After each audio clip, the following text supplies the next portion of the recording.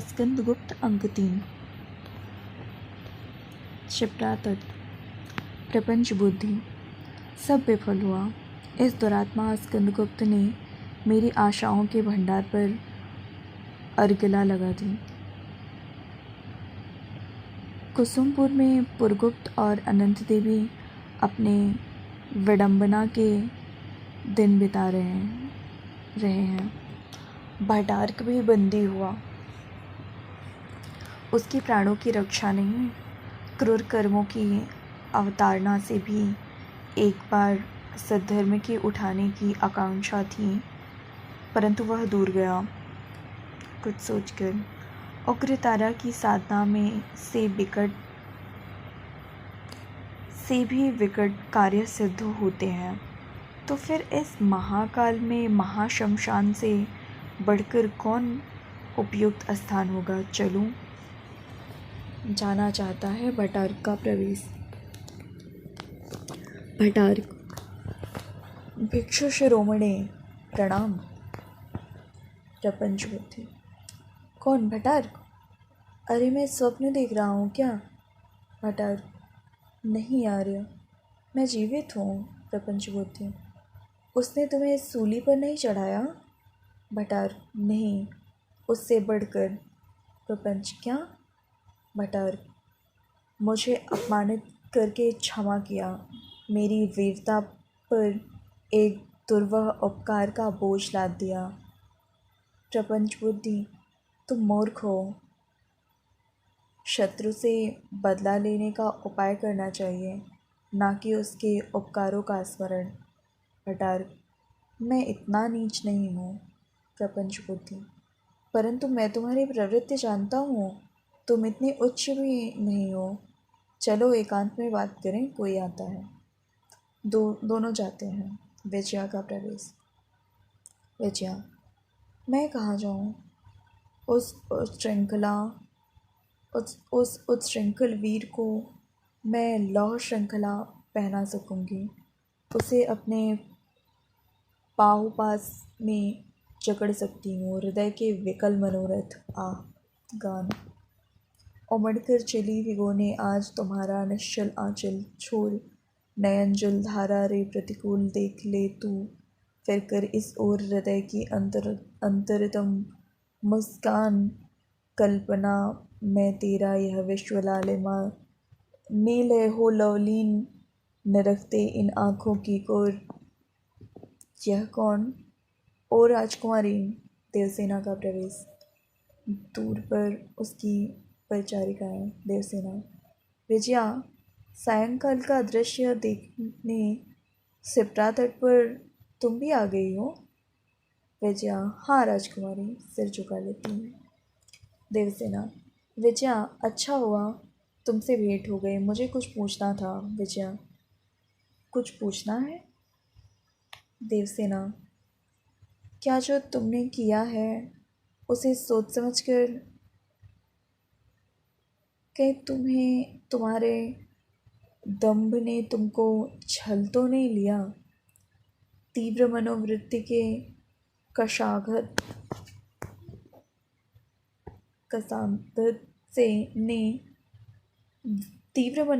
कशाघत ने तुम्हें बेपथ कामिनी तो नहीं बना दिया? विजया।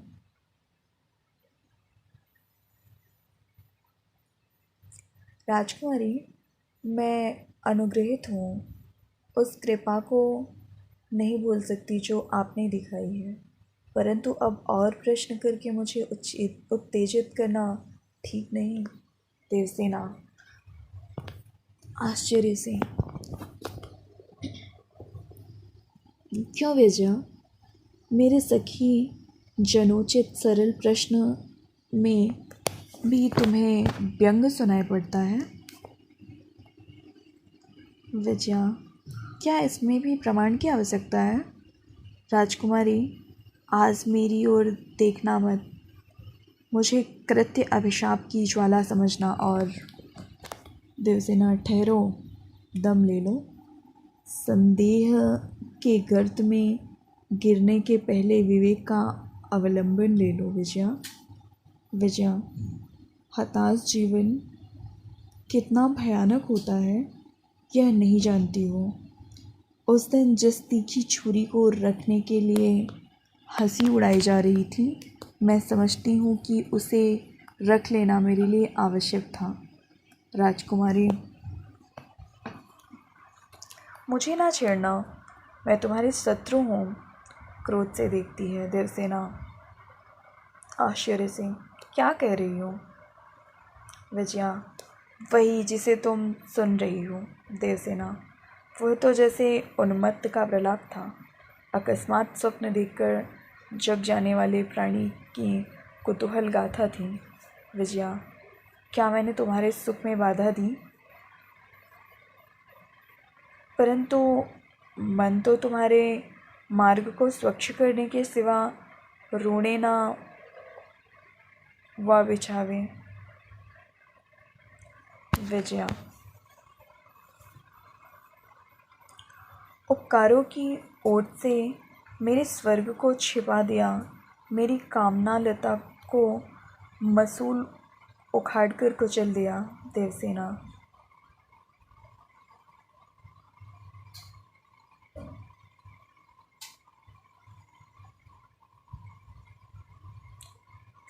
शीघ्रता करने वाली स्त्री अपनी असावधानी का दोष दूसरे पर नाफी। देवसेना, मूल्य देकर प्रणय नहीं लेना चाहती। अच्छा, इससे क्या चाहती है? विजया, जाती हो परंतु सावधान। भटार्क और प्रपंच बुद्धि का प्रवेश। भटार, विजया, तुम कब आई हो? विजया, अभी अभी। तुम्ही की तो खोज रही थी, तुम्ही को तो खोज रही थी। प्रपंच बुद्धि को देखकर, आप कौन हैं? भटार, योगाचार संघ के प्रधान श्रमण आर्य प्रपंच बुद्धि। विजया नमस्कार करती है। प्रपंच बुद्धि, कल्याण हो देवी। भटार से तो तुम परिचित सी हो, परंतु मुझे भी जान जाओगी। विजया, आर्य, आपके अनुग्रह लाभ की बड़ी आकांक्षा है। प्रपंच बुद्धि, शुभे। प्रज्ञा पारमिता स्वरूपा तारा तुम्हारी रक्षा करें। क्या तुम सद्धर्म की सेवा के लिए कुछ उत्सर्ग कर सकोगी? कुछ सोचकर, तुम्हारे मनोरथ पूर्ण होने में विघ्न और विलंब है, इसलिए तुम्हें अवश्य धर्माचरण करना होगा। विजया, आर्य, मेरा भी एक स्वार्थ है। प्रपंच, क्या? विजय, राजकुमारी देवसेना का अंत। प्रपंच, और मुझे उग्रतारा की साधना के लिए महाशमशान के एक राजा बलि चाहिए। भटार, यह तो अच्छा सुयोग है। विजया, उसे शमशान तक ले आना तो मेरा काम है, आगे मैं कुछ ना कर सकूंगी। प्रपंच बुद्धि, सब हो जाएगा। उग्रतारा की कृपा से सब कुछ संपन्न होगा। भटार्क, परंतु मैं कृतज्ञता से कलंकित होऊंगा, और स्कंदगुप्त से मैं किस मुँह से? नहीं नहीं। प्रपंच बुद्धि, सावधान भटार, अलग ले जाकर इतना समझाया, फिर भी तुम पहले अनंत देवी और पुरगुप्त से प्रतिष्ठित हो चुके हो। भटार्क, ओ, पाप पड़ंग में लिप्त मनुष्य को छुट्टी नहीं, कुकर्म उसे जकड़कर अपने नागपाश में बांध लेती है। दुर्भाग्य।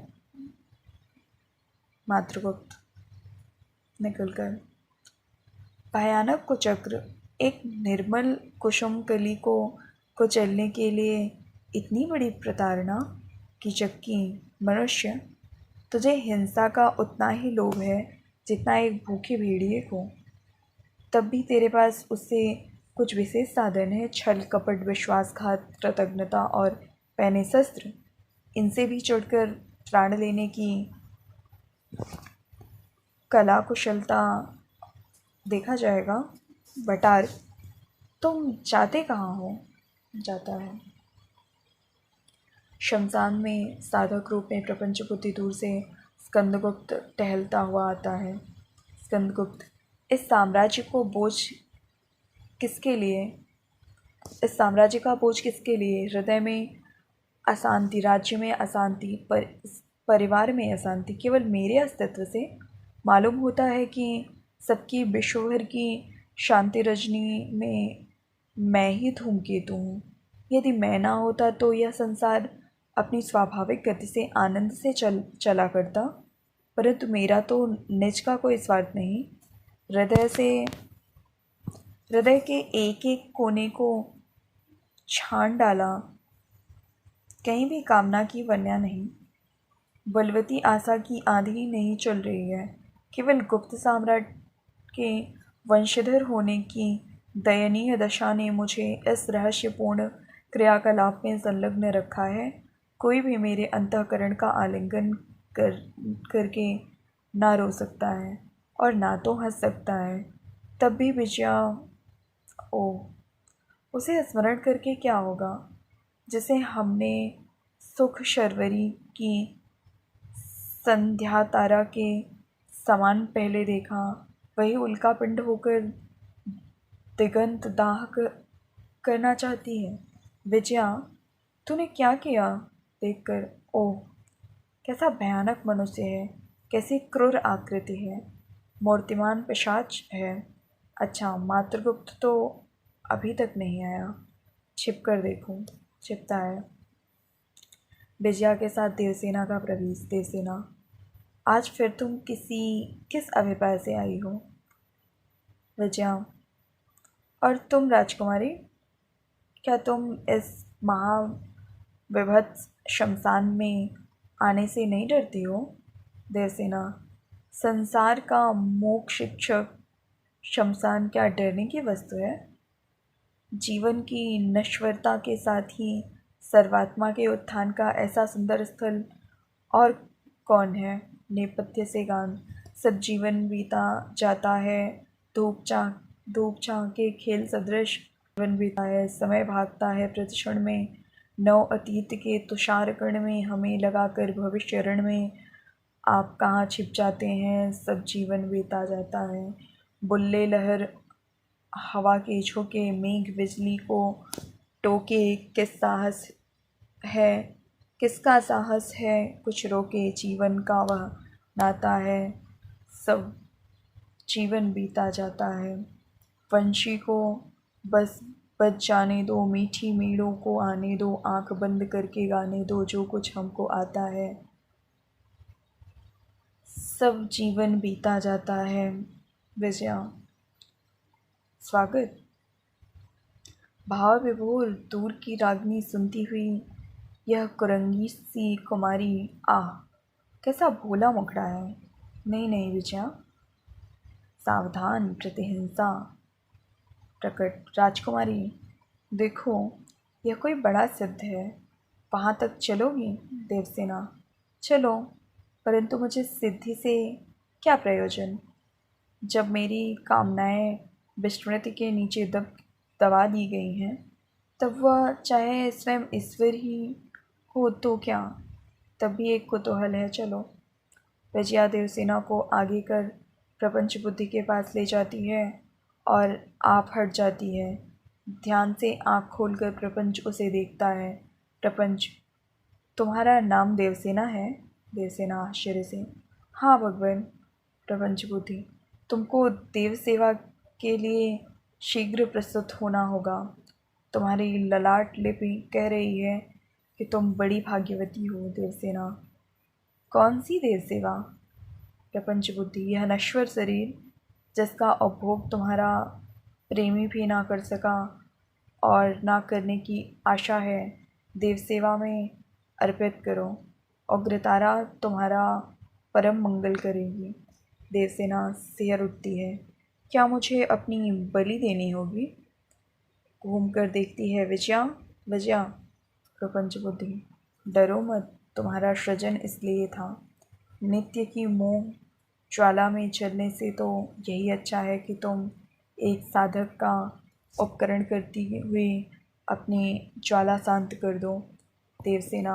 परंतु कापालिक, एक और भी आशा मेरे हृदय में है, वह पूर्ण नहीं हुई है। मैं डरती नहीं हूँ, केवल उसके पूर्ण होने की प्रतीक्षा है। विजया के स्थान को मैं कदापि ना ग्रहण करूँगी। उसे भ्रम है, यदि वह छूट जाता। प्रपंच उठकर उसका हाथ पकड़ कर, परंतु मुझे ठहरने का अवकाश नहीं। उग्रतारा की इच्छा पूर्ण करो, पूर्ण हो। देवसेना, प्रियतम, मेरे देवता, युवराज, तुम्हारी जय हो। सिर झुकाती है। पीछे से मात्रगुप्त आकर प्रपंच का हाथ पकड़कर नेपथ्य में ले जाता है। देवसेना चकित होकर स्कंद का आलिंगन करती है। मगध के अनंत देवी, पुरगुप्त, विजया और भटार। पुरगुप्त, विजय पर विजय। देखता हूँ कि एक बार वक्षतट पर गुप्त साम्राज्य की पताका फिर फहराएगी। वरुणध्वज वंशों के रेतीले मैदान में अपना स्वर्ण प्रभा का विस्तार करेगी। अनंत देवी, परंतु तुमको क्या, निर्वीर्य निरीह बालक, तुम्हें भी इसकी प्रसन्नता है? लाज के गर्त में डूब ही जाते और भी छाती फुलाकर इसका आनंद मनाते हो। विजया, आहा, यदि आज राजाधिराज कहकर युवराज पुरगुप्त का अभिनंदन कर सकती। भटार, यदि मैं जीता रहा तो वह भी कर दिखाऊंगा। दौवारिक का प्रवेश। दौवारिक, जय हो, एक चर आया है, भटार ले आओ। दौवारिक जाकर चर को लिवा लाता है। चर, युवराज की जय हो। भटार, तुम कहाँ से आए हो? चर, नगरहार के हूण स्कंधावार से। भटार, क्या संदेश है? चर, सेनापति खिड़िंग ने पूछा है कि मगध की गुप्त परिषद क्या कर रही है। उसने प्रचुर अर्थ लेकर भी मुझे ठीक समय पर धोखा दिया है। परंतु स्मरण रहे कि आपको हमारा अभियान सीधे कुसुमपुर पर होगा। अब कि हमारा अभियान सीधे कुसुमपुर पर होगा। स्कंदगुप्त का साम्राज्य ध्वंस पीछे होगा। पहले कुसुमपुर का मणिरत्न भंडार लूटा जाएगा। प्रतिष्ठान और चरणाद्रि तथा गोपाद्रि के दुर्गपतियों को जो धन विद्रोह करने के लिए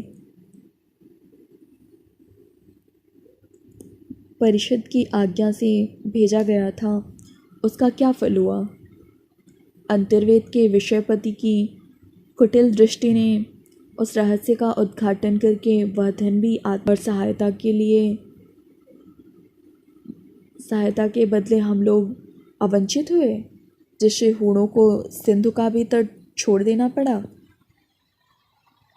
भटार, ओ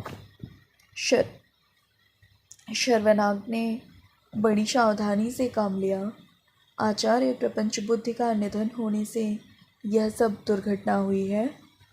दूत, होड़राज से कहना कि पुरगुप्त के सम्राट बनाने में तुम्हें अवश्य सहायता करनी पड़ेगी। चर, परंतु उन्हें विश्वास कैसे हो? भटार, मैं प्रमाण पत्र दूंगा। होड़ों को एक बार ही भारतीय सीमा से दूर करने के लिए स्कंदगुप्त ने समस्त सामंतों को आमंत्रण दिया है। मगध की रक्षक सेना भी उसमें सम्मिलित होगी और मैं ही उसका परिचालन करूंगा। वहीं इसका प्रत्यक्ष प्रमाण मिलेगी। और यह लो प्रमाण पत्र देता है। पुरगुप्त, ठहरो। अनंत देवी, चुप रहो। दूत तो यह उपहार भी सामग्री के लिए प्रस्तुत है। रत्नों से भरी हुई मंजूषा देता है। भटार, और उत्तरापद के समस्त धर्म संघों के लिए क्या किया है? दूत, आर्य महाश्रमण के पास मैं हो आया हूँ। समस्त सद्धर्म के अनुयायी और संघ स्कंदगुप्त के विरुद्ध हैं। याज्ञिक क्रियाओं की प्रचुरता से उनका हृदय धर्मनाश के भय से घबरा उठा है। सब विद्रोह करने के लिए उत्सुक हैं। भटार्क, अच्छा, जाओ, नगरहार के गिरिव्रज का युद्ध इसका निपटारा करेगा।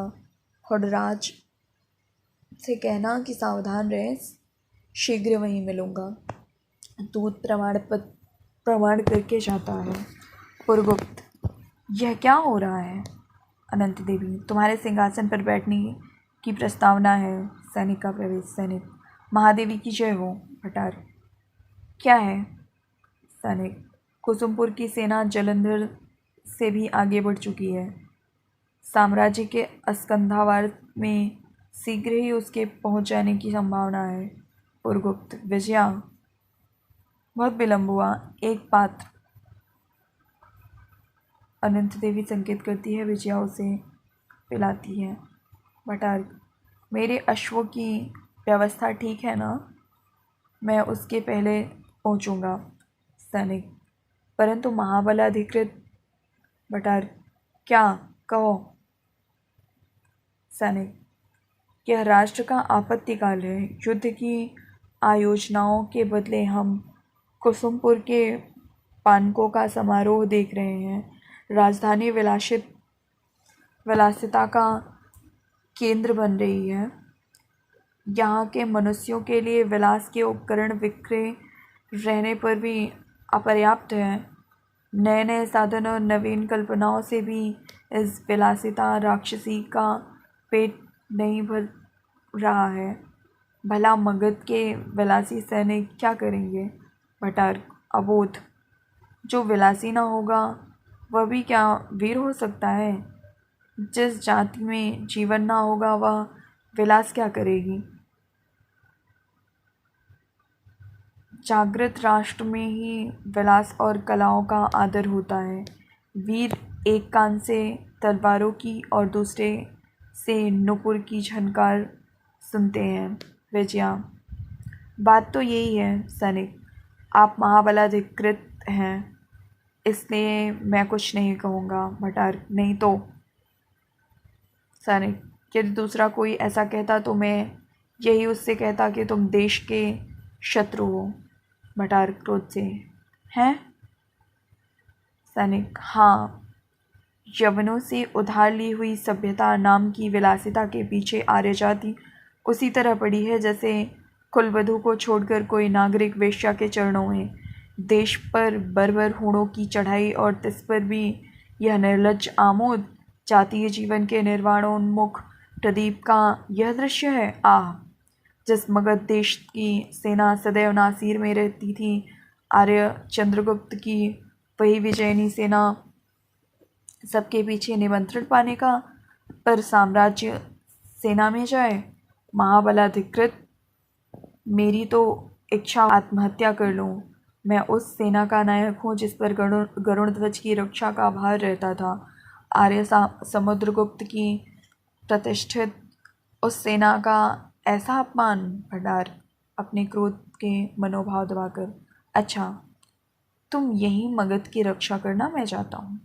सैनिक, अच्छा, तो यह खड्ग लीजिए। मैं आज से मगध की सेना का नायक नहीं। खड्ग देता है। पुरगुप्त मद्यप की सी चेष्टा बनाकर, यह अच्छा किया। आओ मित्र, हम तुम कादम्बी पिएं। जाने दो इन्हें, इन्हें लड़ने दो। अनंत देवी भटार को संकेत करती हुई ले जाती है और विजया से कहती है, विजया, युवराज का मन बहलाओ। सैनिक तिरस्कार की दृष्टि से देखते हुए जाता है। भटार्क और अनंत देवी एक ओर, विजया और पुरगुप्त दूसरी ओर जाते हैं। जयमाला और देवसेना। जयमाला, तू उदास है कि प्रसन्न? कुछ समझ में नहीं आता। जब तू गाती है तब तेरे भीतर की रागिनी रोती है, और जब हंसती है तब जैसे विषाद की प्रस्तावना होती है। सखी, सम्राट युद्ध यात्रा में गए हैं और सखी तो क्या। पहली सखी, सम्राट युद्ध यात्रा में गए हैं और दूसरी सखी तो क्या। देवसेना, तुम सब भी भाभी के साथ मिल गई हो। क्यों भाभी। गाऊं गीत। जयमाला, मेरी प्यारी, तू गाती है। आहा, बड़ी बड़ी आंखें तो बरसाती ताल सी लहरा रही हैं। तू दुखी होती है। ले, मैं जाती हूँ। अरे, तुम सब इसे हंसाओ। जाती है। देवसेना, क्या महारथी हार कर भगे। अब तुम सच क्षुद्र सैनिकों की पारी है। अच्छा तो जा आओ। एक सखी, नहीं राजकुमारी, मैं पूछती हूँ कि सम्राट ने तुमसे कभी प्रार्थना की थी। दूसरी सखी, हाँ, तभी तो प्रेम का सुख है। तीसरी सखी, तो क्या मेरी राजकुमारी स्वयं प्रार्थनी होंगी। देवसेना, प्रार्थना किसने की है, यह रहस्य की बात है। क्यों, कहूँ। प्रार्थना हुई है मालव की ओर से। लोग कहेंगे कि मालव देकर देवसेना का ब्याह किया जा रहा है। पहली सखी, ना कहो, तब फिर क्या हरी हरी कपोलों की टट्टी में फूल खिल रहा है। और क्या। देवसेना, तेरा मुंह काला और क्या। निर्दय होकर आघात मत कर। मर्म बड़ा कोमल है। कोई दूसरी हंसी तुझे नहीं आती। मुंह फेर लेती है। दूसरी सखी, लक्ष्य भेद ठीक हुआ सा देखती हूँ। देवसेना, क्यों घाव पर नमक छिड़कती है।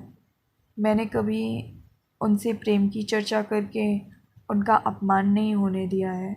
नीरव जीवन और एकांत व्याकुलता का चोटने का सुख मिलता है। जब हृदय में रुदन का स्वर उठता है तभी संगीत की वीणा मिला लेती है, उसी में सब छिप जाता है। आंसू से आंसू बहता है। आंखों से आंसू बहता है। एक सखी, हैं, तुम क्या रोती हो। मेरा अपराध क्षमा करो। देवसेना से सकती हुई, नहीं प्यारी सखी, आज ही मैं प्रेम के नाम पर जी खोल कर रोती हूँ। बस फिर नहीं। यह एक क्षण का रुदन अनंत स्वर्ग का सृजन करेगा। दूसरी सखी, तुम्हें इतना दुख है, मैं यह कल्पना भी ना कर सकी थी। देवसेना संभल कर, यही तो भूलती है, मुझे तो इसी में सुख मिलता है। मेरा हृदय मुझसे अनुरोध करता है, मचलता है, टूटता है और मैं उसे मनाती हूँ। आंखें प्रणय कलह उत्पन्न करती हैं, चित्त उत्तेजित करता है, बुद्धि झिड़कती है, कान कुछ सुनते ही नहीं। मैं सबको समझाती हूँ, विवाद मिटाती हूँ। सखी, फिर भी मैं इसी झगड़ालू कुटुंब में गृहस्थी संभाल कर स्वस्थ होकर बैठती हूँ। तीसरी सखी, आश्चर्य। आश्चर्य राजकुमारी, तुम्हारे हृदय में एक बरसाती नदी वेग से भरी है। देवसेना, कूलों में उफनकर बहने वाली नदी, तुमुल तरंग, प्रचंड पवन और भयानक वर्षा, परंतु उसमें भी नाव चलानी ही होगी। पहली सखी, गान। माझी साहस है खेलोग, जर्जर तरी भरी पथिकों से झड़ में क्या खेलो खोलोगे। अलस नील घन की छाया में, जल जालों की छल माया में अपना बल तोलोगे। अनजाने तट की मधुमाती लहरें छिटक चूमती आती, ये झटके झेलोगे माझी। भीम वर्मा का प्रवेश। भीम वर्मा, बहन, शकमंडल से विजय का समाचार आया है। देवसेना, भगवान की दया है। भीम वर्मा, परंतु महाराज पुत्र गोविंद गुप्त वीरगति को प्राप्त हुए, बड़ा। देवसेना, वे धन्य हैं। भीम वर्मा, वीरशैया पर सोते सोते उन्होंने अनुरोध किया कि महाराज वंदुवर्मा गुप्त साम्राज्य के महाबलाधिकृत बनाए जाएं। इसीलिए अभी वे अस्कंधावार में ठहरेंगे। उनका आना अभी नहीं हो सकता है। और भी कुछ सुना देवसेना? देवसेना क्या? भीमवर्मा, सम्राट ने तुम्हें बचाने के पुरस्कार स्वरूप मात्रगुप्त को कश्मीर का शासक बना दिया है। गंधारवंशी राजा अब वहाँ नहीं है। कश्मीर अब साम्राज्य के अंतर्गत हो गया है। देवसेना, सम्राट की महानुभावता है भाई, मेरे प्राणों का इतना मूल्य। भीमवर्मा, आर्य साम्राज्य का उद्धार हुआ है बहन। सिंधु के प्रदेश के म्लेच्छ राजध्वंस हो गया है। प्रवीर सम्राट स्कंदगुप्त के विक्रमादित्य की उपाधि धारण की ने विक्रमादित्य प्रवीर सम्राट स्कंदगुप्त ने विक्रमादित्य की उपाधि धारण की है। गौ, ब्राह्मण और देवता की और कोई भी आताताई आंख उठाकर नहीं देखता। लौहित्य से सिंधु तक हिमालय की कंदराओं में भी स्वच्छंदतापूर्वक सामगान होने लगा। धन्य है हम लोग जो इस दृश्य को देखने के लिए जीवित हैं। देवसेना, मंगलमय भगवान सब मंगल करेंगे। भाई, साहस चाहिए, कोई वस्तु असंभव नहीं। भीमवर्मा, उत्तरापद के सुशासन की व्यवस्था करके परम भट्टारक शीघ्र आवेंगे। मुझे अभी स्नान करना है, जाता हूँ। देवसेना, भाई तुम अपने शरीर के लिए बड़े ही निश्चिंत रहते हो और कार्यों के लिए तो हिम हंसता हुआ जाता है। मुद्गल का प्रवेश। मुद्गल, जो है सो काड़ाम करके, यह तो अपने से नहीं हो सकता। ओह, जब कोई ना मिला तो फूटी ढोल की तरह मेरे गले पड़ी। देवसेना, क्या है मुद्गल? मुद्गल, वही चाहिए, सीता की सखी मंदोदरी की नानी त्रिजटा। कहाँ है मातृगुप्त, ज्योतिषी की दुम? अपने को कभी भी लगाता था मेरी कुंडली मिलाई या कि मुझे मिट्टी में मिलाया? शाप दूंगा, एक शाप। दांत पीस कर, हाथ उठाकर शिखा खोलते हुए चाणक्य का लकड़दादा बन जाऊंगा। मुझे इस झंझट में फंसा दिया, उसने क्यों मेरा ब्याह कराया? देवसेना, तो क्या बुरा किया? मुद्गल, जग मारा, जो है सो काड़ाम करके। देवसेना, अरे ब्याह भी तुम्हारा होता। मुद्गल, ना होता तो क्या इससे भी बुरा रहता?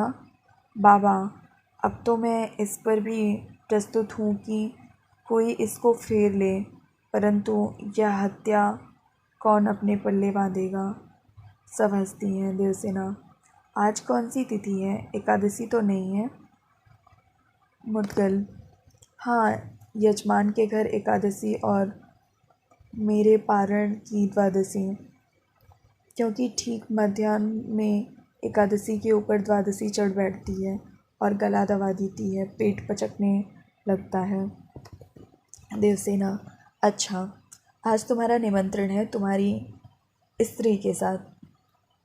मुद्गल, जो है सो देवता प्रसन्न हो, आपका कल्याण हो, फिर से शीघ्रता होनी चाहिए, पुण्यकाल बीत ना जाए। चलिए, मैं उसे बुला लेता हूँ। जाता है। सबका प्रस्थान। गांधार की घाटी, ऋण क्षेत्र। तो रही बजती है स्कंदगुप्त और बंधुवर्मा के साथ सैनिकों का प्रवेश। बंधुवर्मा, वीरों, तुम्हारी विश्व विजयनी वीरगाथा सुर सुंदरियों की वीणा के साथ मंद ध्वनि से नंदन में पूज उठेगी। असम साहसी आर्य सैनिक, तुम्हारे शस्त्र ने बर्बर हूणों को बता दिया है कि रण विद्या केवल नृशंसता नहीं है। जिनके आतंक से आज विश्वविख्यात रोम साम्राज्य पदाक्रांत है, उन्हें तुम्हारा लोहा मानना होगा और तुम्हारे पैरों के नीचे दबे हुए कंठ से उन्हें स्वीकार करना होगा कि भारतीय दुर्जय वीर है। समझ लो, आज के युद्ध में प्रत्यावर्तन नहीं है। जिसे लौटना हो अभी से लौट जाए। सैनिक, आर्य सैनिकों का अपमान करने का अधिकार महाबलाधिकृत को भी नहीं है। हम सब प्राण देने आए हैं, खेलने नहीं। स्कंदगुप्त, साधु, तुम यथार्थ ही जननी जन्मभूमि के संतान हो। सैनिक, राजाधिराज श्री स्कंदगुप्त विक्रमादित्य की जय। चर का प्रवेश। चर, परम भट्टारक की जय हो। स्कंदगुप्त, क्या समाचार है? चर, देव हूण शीघ्र ही नदी के पार होकर आक्रमण की प्रतीक्षा कर रहे हैं, परंतु यदि आक्रमण ना हुआ तो वे स्वयं आक्रमण करेंगे। बंधुवर्मा, और कुंभा के रण क्षेत्र का क्या समाचार है? चर, मगध की सेना पर विश्वास करने के लिए मैं ना कहूँगा। भटार की दृष्टि में पिशाच की मंत्रणा चल रही है। खिड़ंगिल के दूत भी आ रहे हैं। चक्रपालिता उस कूट चक्र को तोड़ सकेंगे कि नहीं, इसमें संदेह है। स्कंदगुप्त, बंधुवर्मा, तुम कोबा के रण क्षेत्र की ओर जाओ, मैं यहाँ देख लूँगा। बंधुवर्मा, राजाधिराज, मगध की सेना पर अधिकार रखना मेरे सामर्थ्य के बाहर होगा, और मालव की सेना आज नाशीर में है। आज इस नदी की तीक्ष्ण धारा को लाल करके बहा देने की मेरी प्रतिज्ञा है। आज मालव का एक भी सैनिक नासिर से ना हटेगा। स्कंदगुप्त, बंधु, यह यश मुझसे मत छीन लो। बंधुवर्मा, परंतु सबके प्राण देने के स्थान भिन्न हैं। यहाँ मालव की सेना मरेगी, दूसरे को यहाँ मरकर अधिकार जमाने का अधिकार नहीं। और बंधुवर्मा, मरने मारने में जितना पटु है उतना षड्यंत्र तोड़ने में नहीं। आपके रहने से 100 बंधुवर्मा उत्पन्न होंगे। आप शीघ्रता कीजिए। स्कंदगुप्त, बंधुवर्मा, तुम बड़े कठोर हो। बंधुवर्मा, शीघ्रता कीजिए। यहाँ हूणों को रोकना मेरा ही कर्तव्य है, उसे मैं ही करूँगा। महाबलाधिकृत का अधिकार मैं ना छोड़ूंगा। चक्रपालिता वीर है, परंतु अभी वह नवयुवक है। आपका वहाँ पहुँचना आवश्यक है। भटार पर विश्वास ना कीजिए। स्कंदगुप्त, मैंने समझा कि हूणों के सम्मुख वह विश्वासघात ना करेगा। बंधुवर्मा, ओह, जिस दिन ऐसा हो जाएगा उस दिन कोई भी इधर आंख उठाकर ना देखेगा। सम्राट, शीघ्रता कीजिए। स्कंदगुप्त आलिंगन करता है। मालवेश की जय। बंधुवर्मा, राजाधिराज श्री स्कंदगुप्त विक्रमादित्य की जय। चर के साथ स्कंदगुप्त जाते हैं। नेपथ्य में रणवाद्य। शत्रु सेना आती है। हूणों की सेना से विकट युद्ध। हूणों का मरना, घायल होकर भागना। बंधुवर्मा की अंतिम अवस्था, गरुण ध्वज टेक कर उसे चूमना। बंधुवर्मा दम तोड़ते हुए, विजय, तुम्हारी विजय, आर्य साम्राज्य की जय, सब आर्य साम्राज्य की जय। बंधुवर्मा, भाई, स्कंदगुप्त से कहना कि मालववीर ने अपनी प्रतिज्ञा पूरी की। भीम और देवसेना उनकी शरण हैं।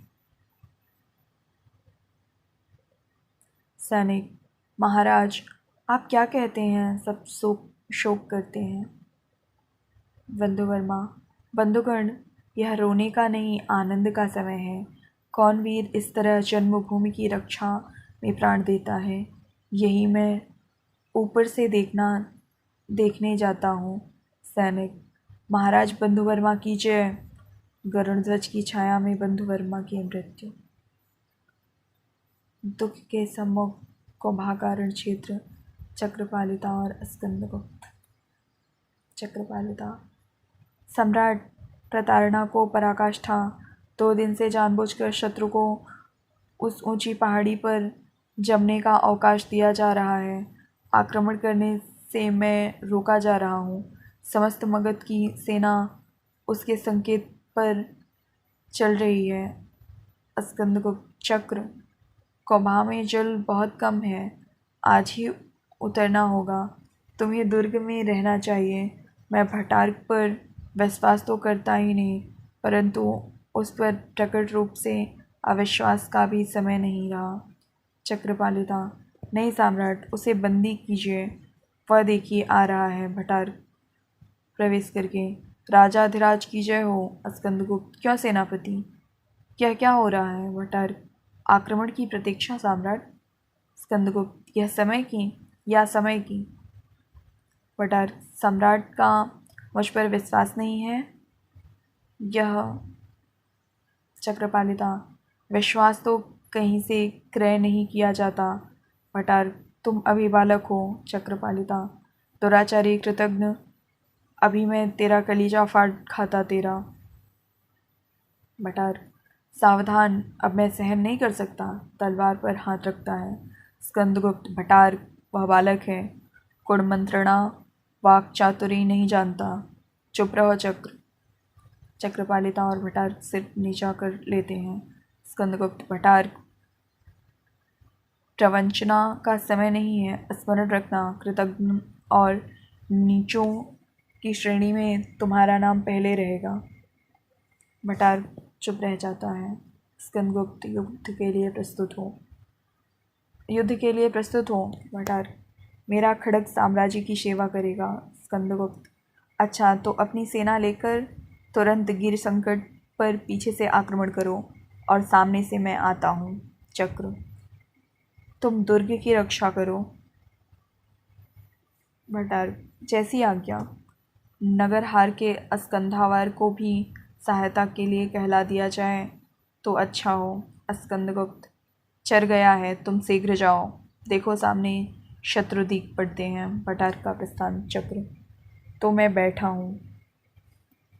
स्कंदगुप्त, भविष्य अच्छा नहीं है चक्र। नगर हार से समय पर सहायता पहुँचती नहीं दिखाई देती, परंतु यदि आवश्यकता हो तो शीघ्र नगर हार की ओर प्रत्यावर्तन करना, मैं वहीं तुमसे मिलूंगा। चर का प्रवेश। स्कंदगुप्त, गांधार युद्ध का क्या समाचार है? चर, विजय, उस रणक्षेत्र में हूण नहीं रह गए गए परंतु सम्राट बंधुवर्मा नहीं है। स्कंदगुप्त, आह बंधु, तुम चले गए, धन्य हो वीर हृदय। शोक मुद्रा में बैठ जाता है। चक्रपालिता, इसका समय नहीं है सम्राट, उठिए, सेना आ रही है। इस समय यह समाचार नहीं प्रचारित करना है। स्कंदगुप्त उठते हुए, ठीक कहा।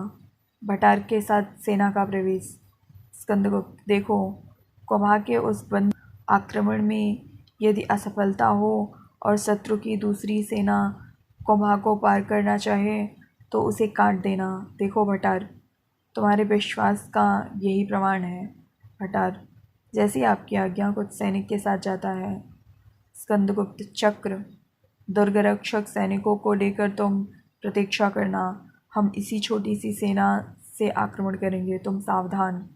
नेपथ्य से रणवाद्य, देखो वह हूण आ रहे हैं, उन्हें वहीं रोकना, तुम दुर्ग में जाओ। चक्र, जैसी आज्ञा, जाता है। स्कंदगुप्त, वीर मगध सैनिकों, आज स्कंदगुप्त तुम्हारी परिचालना कर रहा है, यह ध्यान रहे गरुण ध्वज का मान रहे, भले ही प्राण जाए। मगध हो। मगध सेना, राजाधिराज श्री स्कंदगुप्त विक्रमादित्य की जय हो। सेना बढ़ती है, ऊपर से अस्त्र वर्षा होती है, घोर युद्ध के बाद हूण भागते हैं। साम्राज्य सेना का जयनाद करते हुए शिखर पर अधिकार करना। नायक ऊपर देखता हुआ, सम्राट, आश्चर्य है, भागी हुई हूण सेना कोभा के उस पार उतर जाना चाहती है। स्कंदगुप्त, क्या कहा? नायक, कुछ मगध सेना भी वहाँ है, परंतु वह तो जैसे उनका स्वागत कर रही है। स्कंदगुप्त, विश्वासघात, प्रताड़ना, नीच। भटार। नायक, फिर क्या आज्ञा है? स्कंदगुप्त, दुर्ग की रक्षा होनी चाहिए, उस पार की हूण सेना यदि आ गई तो कृतघ्न भटार उन्हें मार्ग बतावेगा। वीरों, शीघ्र उन्हें उसी पार रोकना होगा, अभी कोभा पार होने की संभावना है। नायक तुरही बजाता है, सैनिक इकट्ठे होते हैं। स्कंदगुप्त घबराहट से देखते हुए, शीघ्रता करो नायक। क्या? स्कंदगुप्त, नीचे भटारक ने बंध तोड़ दिया है। कुंभा में जल बड़े वेग से बढ़ रहा है, चलो शीघ्र। सब उतरना चाहते हैं, कुंभा में अकस्मात जल बढ़ जाता है। सब बहते हुए दिखाई देते हैं। अंधकार